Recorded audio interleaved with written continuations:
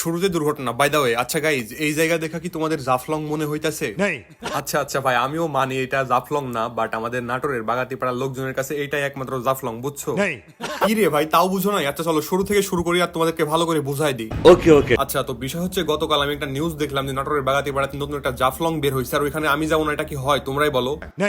আরে হ্যাঁ রে ভাই, না গেলে হয়? তাই চলে গেছিলাম আমি, জাকারিয়া ভাই আর আরিফ কিং। এখানে গিয়ে অনেক অভিজ্ঞতা হয়েছে, আবার দুর্ঘটনাও ঘটছে, যেটা তোমরা শুরুতে দেখতে পাইছো। আর সবচেয়ে বেশি রিস্কি ছিল এইটা ভাই, এইখানে যে থাকা কি একটা প্যারার বিষয়, মানে খুব কাঁপতেছিল যখন ট্রেন যাচ্ছিল। যাই হোক, নাটোরের জাফলং এ যাওয়ার জন্য শুরুতে চলে আসতে হবে ইউএনও পার্কের কাছে, আর এটা হচ্ছে বড়াল ব্রিজ। পাশে রয়েছে রেল সেতু, যেখানে ট্রেন যাচ্ছিল আমরা যখন গেছিলাম তখনই। যাই হোক, ট্রেনের ফিল নিয়ে আরিফ কিং শুরুতে নেমে গেল নিচে, মানে জাফলং এর ফিল নেওয়ার জন্য। এন্ড তারপরে আমিও নেমে যাই। বাই দ্য ওয়ে গাইজ, এখানে তোমরা রিস্ক নিয়ে নামিও না, কারণ এখানে একবার পা স্লিপ করে পড়ে গেলে সব শেষ। আচ্ছা যাই হোক, এই নিচ থেকে ভাই উপরের ভিউ গুলো একবারে অস্থির লেভেলের ছিল, মানে মারাত্মক। আর নাটোরের বাগাতিপাড়ার মধ্যে এটা একমাত্র সেই ভিউ পয়েন্ট যেটা in this time Jaflong view point নামে পরিচিত। সত্যি ভাই, একবারে জাফলং এর ফিল পাওয়া যাচ্ছে নাটোর থেকে, মানে নাটোরিয়ানদের জাফলং এর ফিল নিতে আর সিলেট যাওয়া লাগবে না, এখন থেকে নাটোরের বাগাতিপাড়াতে জাফলং এর ফিল পাওয়া যাবে। যাই হোক, জাফলং এর ফিলটারও ভালো করে নেওয়ার জন্য আমি চলে যাচ্ছি একটা উঁচু পাথরের উপরে। কি ব্যাপার আরিফদা, জাফলং এ এখনো মানুষ দেখা যাচ্ছে না কেন? পর্যটক কোথায় জাফলং এ?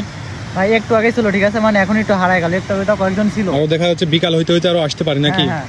তো এই হচ্ছে আমাদের নাটোরের বাগাতিপাড়া জাফলং, যেটা বর্তমানে ট্রেন নিয়ে একটা প্লেস হয়ে যাচ্ছে, মানে এখনো হয় নাই, হয়ে যাবে আশা করা যাচ্ছে। যাই হোক, ট্রেন্ডিং প্লেস এটা হবে ইনশাল্লাহ। যাই হোক ভাই, এখানকার পাথরগুলা আর পড়ন্ত বিকেলে সূর্যের কম্বিনেশন দুইটা মিলে একবার অস্থির লেভেলের একটা ভিউ দিচ্ছিল। আচ্ছা, এখানে যে দ্বীপের মতো পাথর দেখা যাচ্ছে, ওইখানে আমি একটু যাওয়ার জন্য চেষ্টা করতেছি, বাট এইখানে এসে কঠিন একটা চিন্তার মধ্যে পড়ে যায় যে আমি কি যাইতে পারবো এখানে। মানে ভাই অনেক ভয় হচ্ছিল, যদি একবার স্লিপ করে পানির মধ্যে পড়ে যায় তাহলে মান সম্মান সব শেষ। তারপরও আমি রিস্ক নিয়ে লাভ দিয়ে দিই এন্ড আমি পেরেছি।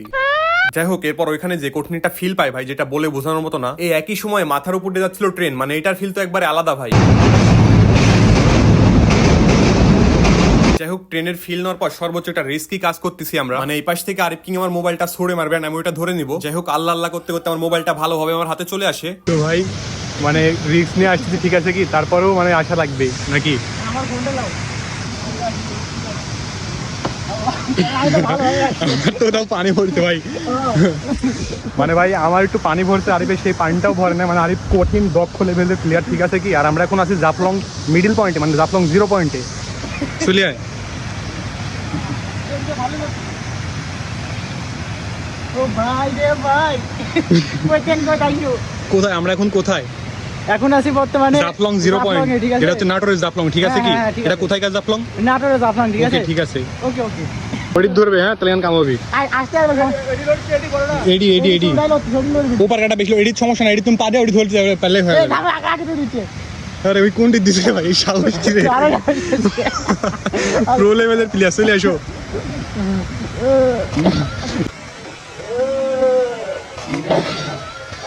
আরে ভাই ভাই সমস্যা নাই ভাই, কি হলো তুমি কি পড়ে গেলে নাকি? হ্যাঁ, ভাই আমারও জুতা ভিজে গেছে, ঠিক আছে ঠিক আছে, আমারও জুতা ভিজে গেছে। আমার বাড়িনি। আরে আরিফদা কি হয়েছে? আরিফদা ভিজেছে? আমার কোনো কিছু নেই। যাই হোক ভাই, ভিডিও দেখে তোমরা কতখানি বুঝতেছো আমি জানি না ভাই, বাট এটা খুব রিস্কি একটা জায়গা, মানে পাথরগুলোতে শ্যাওলা জমে খুবই একবার পিচ্ছিল হয়ে আসছিল। তারপরও আমরা নিয়াত করছিলাম যে আমরা জাফলং 0 পয়েন্টে যাবো, দ্যাটস ওয়াই রিস্ক নিয়ে চলে গেছিলাম আমরা। আচ্ছা, এখন তোমাদেরকে নাটোরের জাফলং এর মিনি ঝর্ণা র ফুটেজ দিচ্ছি আমি।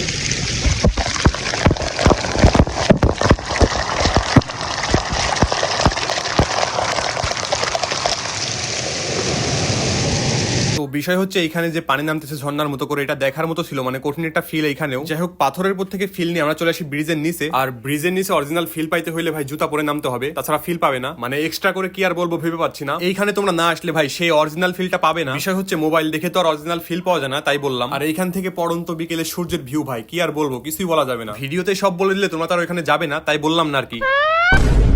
যাই হোক, ব্রিজের নিচের ফিল অনেকই নিচে, এবার চলে যাবো রেলওয়ে ব্রিজের উপরে। বাগাতিপাড়ার এই রেলওয়ে ব্রিজটা অনেক রিস্কি এবং অনেক বড় একটি ব্রিজ, তাই যাদের হার্ট দুর্বল তারা অবশ্যই ব্রিজে উঠবে না। যাই হোক, আমি আর আরিফ কিং চলে আসি ব্রিজের সেন্ট্রাল পয়েন্টে, আর এখান থেকে নদীর একটা সুন্দর ভিউ পাওয়া যাচ্ছিল, যেটা বলে বোঝানোর মতো না, মানে রিস্ক একটা জায়গা। তারপর আমরা ট্রেনের একটা ফিল নেওয়ার জন্য দুইজন এখানে আছি, মানে এই যে ট্রেন আসতেছে বর্তমানে, পিছিয়ে আপনারা দেখতে পাচ্ছেন হয়তো বা ট্রেন।